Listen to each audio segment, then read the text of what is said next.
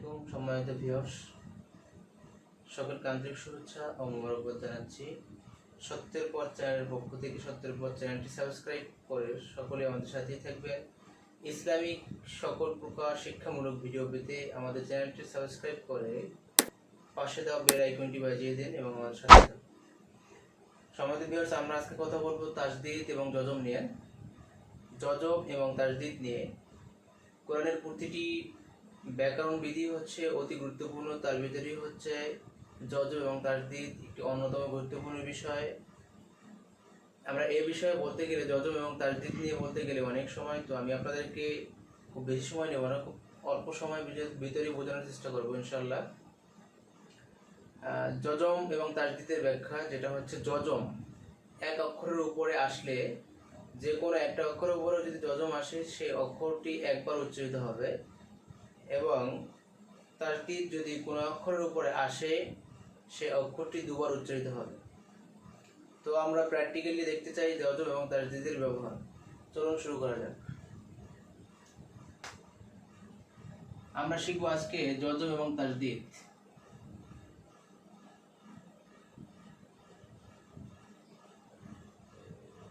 যজম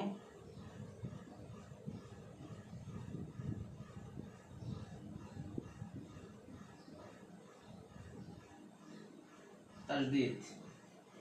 আমরা ধরে নেব এটি একটা অক্ষর। অক্ষরের উপরে যদি কখনো যজম আসে, সে যজমটি কখনো আসবে এভাবে, এবং কখনো আসবে এভাবে, কখনো আসবে এভাবে। যজম তিনটি ভাবে আসতে পারে। আপনারা একটু খেয়াল করুন, যজম তিনটি ভাবে আসতে পারে। একটা হচ্ছে এই রূপ ধারণ করে আসতে পারে, কখনো কখনো এই রূপ ধারণ করে আসতে পারে, কখনো কখনো এই রূপ ধারণ করে আসতে পারে। কিন্তু না, তাজদীদ হচ্ছে একভাবেই আসবে। তাজদীদ সবসময় একই রূপ ধারণ করে আসবে। তাজদীদ সবসময় একই রূপ ধারণ করে আসবে। তাজদীদ সবসময় এক রূপ ধারণ করেই আসবে। তো আমরা কিছু শব্দের মাধ্যমে যে তাজদীদ এবং যজমের ব্যবহার, যেমন আমরা শুরু করতে চাচ্ছি যজম দিয়ে। যজমের ব্যবহারটা, যদি যজম যদি কোনো অক্ষরের উপরে একবার আসে, সেই অক্ষরটা আমরা একবারে উচ্চারণ করবো। যেমন আমরা জানি এটা হচ্ছে হা। আমরা পিছনের যে ক্লাসগুলো দেখেছি এবং ক্লাসগুলো শিক্ষা নিয়েছি, সেই ক্লাসগুলোতেই হা এভাবে দেওয়া আছে। কোরআন শরীফে হা এভাবে থাকবে। যদি হা কখনো ভেঙে আসে, সে হাটা থাকবে এভাবে, কিন্তু কোরআন শরীফে হা অক্ষরটা আসবে এভাবে। তো আমরা হায়ের সাথে মিম যুক্ত করব এবং এখানে একটি যজম দেব।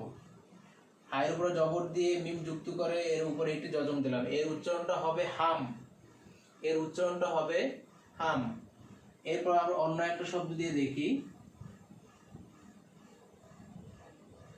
আলিফ এর সাথে বা যদি দেই, আমরা আলিফের উপরে যদি জবর দেই, বা এর উপরে যদি যজম দেই, এর উচ্চারণ হবে আব। এর উচ্চারণ হবে আব। এরপর আমরা অন্য আরেকটা অক্ষর দেই, আলিফের উপরে জবর দেই, খয়ের উপরে যজম দেই, এর উচ্চারণ হবে আখ। এর উচ্চারণ হবে আখ। আমরা এই অক্ষরগুলোতেই যজম তাজদীদের ব্যবহার দেখব। আমরা এই অক্ষরে যজমের ব্যবহার দেখছিলাম, কিন্তু আমরা এই অক্ষরগুলোতেই তাজদীদের ব্যবহারগুলো দেখব। তাজদীদ এক অক্ষরকে একবারই উচ্চারণ করে। আমি আবারও বলছি, যেমন এখানে হা মিম জবর, হা মিম জবর হাম।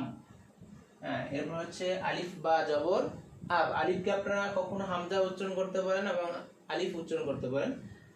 আলিফ বা জবর আব, হামজা খ জবর আখ।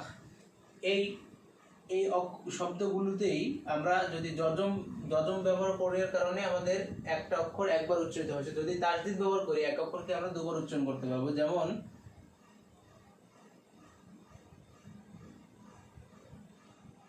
হা মিম জবর হাম, মিম জবর মা, হাম মা। হা মিম জবর হাম, মিম জবর মা, হাম মা। আপনারা দেখতে পাচ্ছেন, অক্ষরটি যদি আমরা ভেঙে ভেঙে উচ্চারণ করি, যজম দিয়ে উচ্চারণ যদি করি, যজমের ব্যবহার দিয়ে যদি আমরা উচ্চারণ করি, এই যজমের ব্যবহার দিয়ে বা এটা এটা যেটা দিয়ে উচ্চারণ করি না কেন, এর উচ্চারণটা হবে হামিম জবর হাম, মিম জবর মা, হাম মা। মিম কিন্তু দুবার আসছে, মিম কিন্তু আমাদের এখানে দুবার আসছে, এটা খেয়াল রাখবেন। এক অক্ষরের উপরে যদি তাসদিদ আসে তথা এই চিহ্নটি আসে, এই চিহ্নটি আসে, এই অক্ষরটাকে দুবার উচ্চারণ করতে হবে। এবং সেটা কখন কখন উচ্চারণ করতে হয় এবং কখন কখন উচ্চারণের বাইরে থাকে, এটা নিয়েও আমরা একটি ভিডিও দিব। এই চিহ্নটা যদি আসে তখন একটা অক্ষরের উপরে যদি এই চিহ্নটা আসে তখন অক্ষরটা দুবার উচ্চারিত হবে। আর যদি যজম আসে তথা এই চিহ্নটি বা এই চিহ্নটি বা বৃত্তের মতো এই চিহ্নটি যদি আসে তাহলে এই অক্ষরগুলো একবার উচ্চারিত হবে। জি, এরপরে হচ্ছে এই রূপটাতে দেখবো আলিফ বা জবর, আলিফ বা জবর, আব বা জবর বা। এই উচ্চারণে যদি আমরা দেখি আলিফ বা জবর আব বা জবর বা, বাটা কিন্তু আমাদের দুবার উচ্চারিত হয়েছে, বা আমাদের দুবার উচ্চারিত হয়েছে। যেমন আলিফ বা জবর আব বা জবর বা, আব বা। আমরা কিন্তু দেখতে পাচ্ছি যে প্রতিটা অক্ষরে যদি ভেঙে ফেলি, অর্থাৎ বাংলাকে যেটাকে বলে যুক্তবর্ণ সিস্টেম যদি করি, সেক্ষেত্রে আমরা এভাবে দেখতে পারবো আলিফ বা জবর আব বা জবর বা, একটা অক্ষরকে দুবার উচ্চারিত করছে, কিন্তু মূলত অক্ষরগুলো আসবে এই রূপগুলোতে, কখনো এই রূপগুলোতে আসবে, সবসময় এই রূপগুলোতে আসবে, কিন্তু মাঝে মাঝে ভেঙে ভেঙেও আসতে পারে। এরপর হচ্ছে আমরা যদি দেখি আখ, আখরে যদি আমরা তাসদিদ দিয়ে উচ্চারণ করি, এর উচ্চারণটা হবে আখ খ জবর খ, আখ খ, এর উচ্চারণটা হবে আখ খ। এটা যদি আমরা ভেঙে ভেঙে দেখি, অর্থাৎ ভেঙে যদি পড়ি, এটা হচ্ছে আলিফ খ জবর আখ খ জবর খ, এর উচ্চারণটা হবে আখ খ। নিশ্চয়ই আপনারা বুঝতে পেরেছেন। আমি আবার একটু বলে দেই যজম এবং তাসদিদ, আর একটু আপনাদেরকে বুঝিয়ে দেই যজম এবং তাসদিদের ব্যাপারটা। যজম এক অক্ষরকে একবারই উচ্চারণ করায়, যজম এক অক্ষরকে একবারই উচ্চারণ করায়,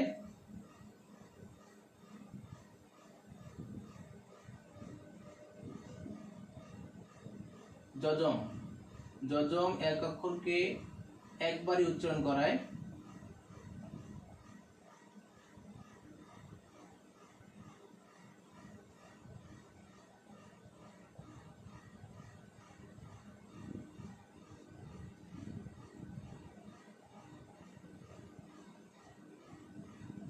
তাসদিদ এক অক্ষরকে দুবার উচ্চারণ করায়। যেমন আমরা একটু ভিন্ন রূপে কিছু দেখি, যেমন আলিফের উপরে যদি মিম দেই, আলিফের উপরে যদি জবর দেই, পাশে অক্ষর যদি মিম থাকে, মিমের উপরে যদি যজম থাকে, এর উচ্চারণ হবে আম, এর উচ্চারণ হবে আম। এরপরে যদি আমরা, এটা হচ্ছে যজমের ব্যবহার, এই যজমটাকে আমরা উঠিয়ে যদি এখানে মিমটাকে দুবার উচ্চারণ করতে চাই, এর উপরে যদি তাসদিদ দিয়ে মিমের উপরে একটা জবর দেই, এর উচ্চারণ হবে আম্মা, এর উচ্চারণ হবে আম মা। তদ্রূপ আমরা যদি অন্য একটা অক্ষর দেখি,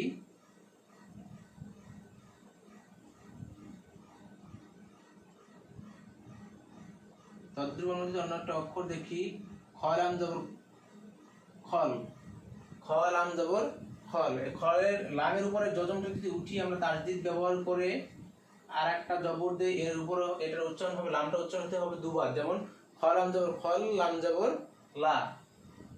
এরপরে আমরা একটা কিছু দেখি, এরপরে আমরা দেখব আলিফ লাম জবর আল, লাম জবর আল্লাহ, দেখি আল্লাহ, আলিফ লাম জবর আল,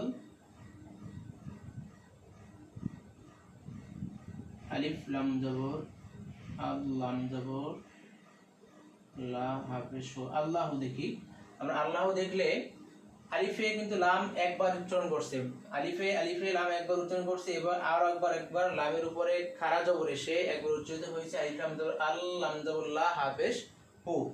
তো আমরা অক্ষরগুলোকে একটু ভেঙে ভেঙে দেখাই। আলিফ মিম জবর আম, মিম জবর মা, এর উচ্চারণটা হবে আম্মা, এভাবে হবে। যদি যজন দিয়ে ব্যবহার করি এর উচ্চারণগুলো হবে এভাবে। এরপর যদি আমরা খলাম জবর খল, খলাম জবর খল, লাম জবর লা, এর উচ্চারণ যদি আমরা দেখি এর উচ্চারণ হবে খলাম জবর খল, লাম জবর লা, খল্লা। তো আমরা বুঝতে পারছি যজ এবং তাজদিদের ব্যবহার। যারা বুঝতে পারেননি এবং যদি কোরআন শিক্ষার সকল ভিডিও আমাদের চ্যানেলটিতে আপলোড করা হবে এবং 0 থেকে শেষ পর্যন্ত কিভাবে কোরআন পড়তে হয়, আলিফ থেকে ইয়া পর্যন্ত মুখস্থ করার পদ্ধতি দেওয়া আছে এবং মুখস্থ করে উচ্চারণ খুব সুন্দর করে শুদ্ধভাবে উচ্চারণ করার সিস্টেমগুলো আমাদের চ্যানেলে দেওয়া আছে। সকল ভিডিও পেতে ডিসক্রিপশনে লিঙ্ক দেওয়া আছে, ডিসক্রিপশনে গিয়ে আমাদের ক্লাস 1, 2, 3, 4 যেগুলো আছে সবগুলো ক্লিয়ার করে আমাদের সকল ভিডিওতে লাইক এবং কমেন্ট করে আমাদের সাথেই থাকবেন। ইসলামিক সকল প্রকার ভিডিও পেতে আমাদের সত্যের পথ চ্যানেলটি সাবস্ক্রাইব করে পাশে দেওয়া ঘন্টাটি বাজিয়ে দিয়ে আমাদের সাথেই থাকবেন। আসসালামু আলাইকুম ওয়া রাহমাতুল্লাহি ওয়া বারাকাতুহু।